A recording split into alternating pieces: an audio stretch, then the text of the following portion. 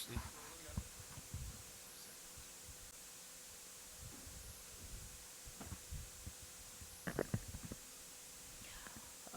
A very good morning to all.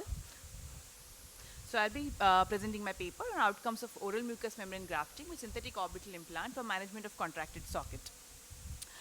So we are faced with these challenging cases of contracted sockets often in our OPD. Management of contracted sockets varies depending upon the grade of contracted socket and tissue availability and whether it's a purely soft tissue or bony or a combined contracture. As oculoplastic surgeon, we do have some tools in our kitty to manage these cases. It includes some of the autografts as well as allografts for surface reconstruction. Uh, as for autographs, mucous membrane graft is a very important tool. The purpose of my paper here is to evaluate the outcomes of use of oral MMG with synthetic orbital implant, PMMA for our case, for management of contracted socket in congenital microphthalmos or anophthalmos or an acquired contracted socket. This was a retrospective non-comparative interventional case series. 12 eyes of 12 patients were included from 2018 to 2022. All eyes underwent socket reconstruction surgery using synthetic orbital implant for volume enhancement and oral MMG for surface augmentation, followed by fornix formation and conformer placement under general anesthesia. A sequential suture removal was performed and followed by custom ocular processes fitting after around 6 to 8 weeks of surgical procedure. Patients who are more than 12 years of age presenting with grade 2 to 4 contracted socket, either congenital or acquired, were included in the study. Patients less than 12 years of age and those presenting with malignant or grade 5 contracted socket were excluded. Patients who had prior radiation or repeated infections and refractory sockets were also excluded. So at presentation, maximum patients presented with congenital microphthalmos and equally as acquired anophthalmos. Those were the patients who had undergone enucleation or evisceration at a prior date. The maximum patients were presented with grade 4 of Gopal Krishna's contracted socket classification. Mean age being 23.8 years with a slight female preponderance, 7:5 ratio. Cosmetic disfigurement was the most common presenting feature, and inability to hold the processes came after. Two patients had history of constant use of stalk shell prior. Prior enucleation without an implant was performed in one patient, and symbiophron release with amniotic membrane grafting was was seen in 2 patients. So these are these prior surgeries before presenting to us. So some of the results. So this is a young lady presenting with congenital microphthalmos who underwent socket reconstruction with synthetic implant and mucous membrane graft for surface augmentation, showing good socket reconstruction, healthy socket and lining with a cosmetically acceptable placement of implant. So this was a case who had undergone enucleation at the age of 2 years, but without an implant placement. She presented with post-enucleation syndrome and contracted socket. Post-surgery, she did have a little bit of superior sulcus deformity, however acceptable cosmetic outcome. Similarly, a patient after repeated prior surgeries presenting with contracted socket, and the post-surgical outcome was satisfactory.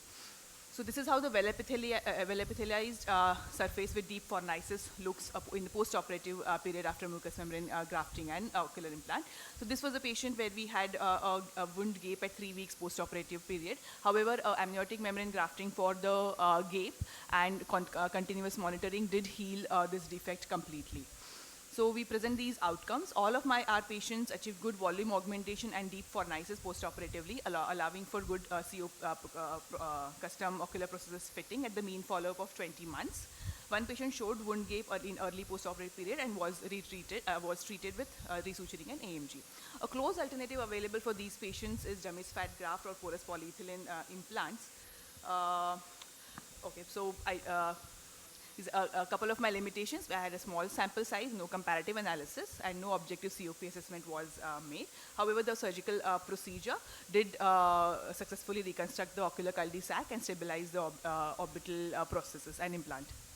Thank you.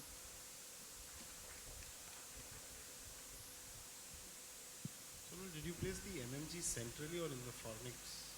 So that was a variable. So I like to use the host conjunctiva as much as possible for the fornicis. So after the transverse conjunctival incision, depending upon the status of conjunctiva, if there are extensive fibrotic bands from prior Cimbreferon formation, I might need to replace them with MMG as well. However, the tarsal conjunctiva and the deep fornical conjunctiva, I try to provide with the existing host conjunctiva, and the MMG covers the rest of the ball implant. I have not, we have not done any of the scleral wrapped implants, and in the small series though, but however, I did not find any implant extrusion complication because of lack of closure.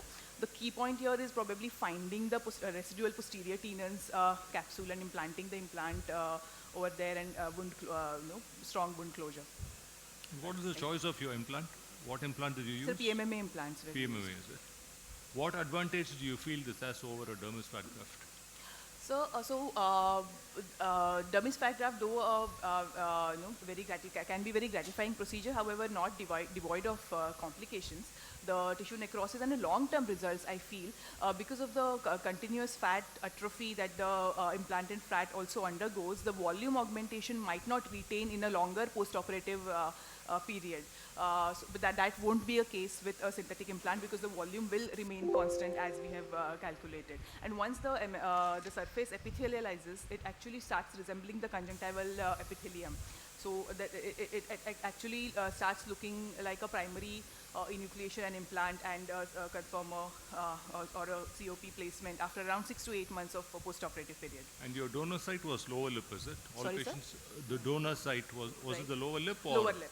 Lower lip. And no, so and I also had to use a buccal mucosa for Buccal one, also, because the patient was a smoker and I could not use the lower lip for because of extensive fibrosis. So either lower lip or unilateral buccal mucosa. Okay, thank you. Thank you, sir.